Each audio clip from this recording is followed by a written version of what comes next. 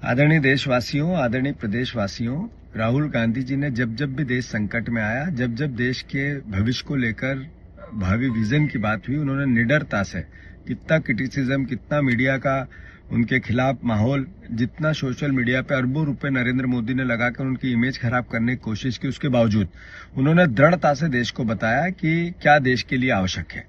उन्होंने कई बार कोविड की बात हो, चाहे नोटबंदी की बात हो, चाहे अलग अलग समय पे अलग अलग, जब देश पूरा नरेंद्र मोदी के गीत गा रहा था, तब भी उन्होंने जो देश के लिए सही था दृढ़ता से वो बताया।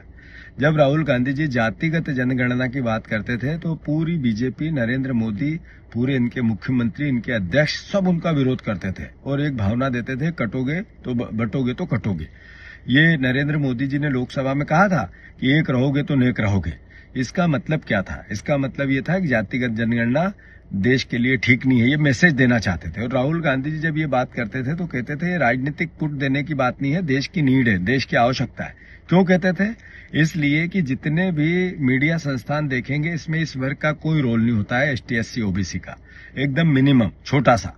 ऐसे ही ब्यूरोक्रेसी हो, चाहे हमारे न्यायपालिका हो, चाहे हमारे उद्योग जगत हो, चाहे हमारे शिक्षा संस्थान हो, चाहे मेडिकल की लाइन हो, सब में इस वर्ग की नगण्यता है। इसी का कारण है कि जब देश की आर्थिक अराजकता बढ़ रही है, 73% धन, 78% धन 13% लोगों के पास चला गया, तो ये 13% लोगों में एसटी एससी ओबीसी एकदम मिनिमम है।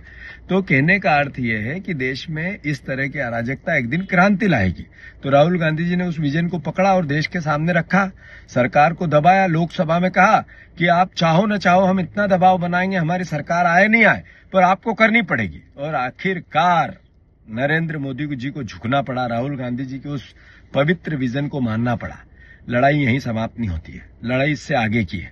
अब जब जातिगत जनगणना होगी तो देश के खजाने के द्वार उन गरीबों के लिए, एसटी एससी ओबीसी के गरीब या हमारे अपर कास्ट के भी गरीब के लिए कैसे खुले, इसकी लड़ाई लड़ना है।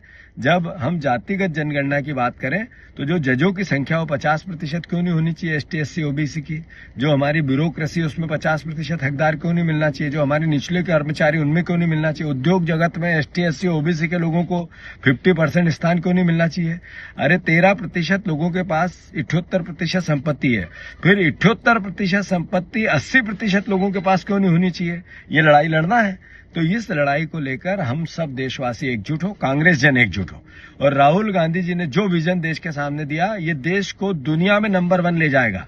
हैप्पीनेस इंडेक्स देश का दुनिया में नंबर 1 करेगा, करप्शन समाप्त करेगा, सबको अपने अधिकार और हक की लड़ाई लड़ने के लिए ताकत देगा। तो मेरा आप सबसे आग्रह है, इसमें सब मिलकर हम राहुल गांधी जी के हाथ मजबूत करें। आइए, भारत के संविधान में, भारत के लोकतंत्र में जातिगत जनगणना में अपने सबको भागीदारी मिले और सब हम मिलकर इस विजन की ताकत को, राहुल गांधी जी की ताकत को बढ़ाएं। भारत माता की जय।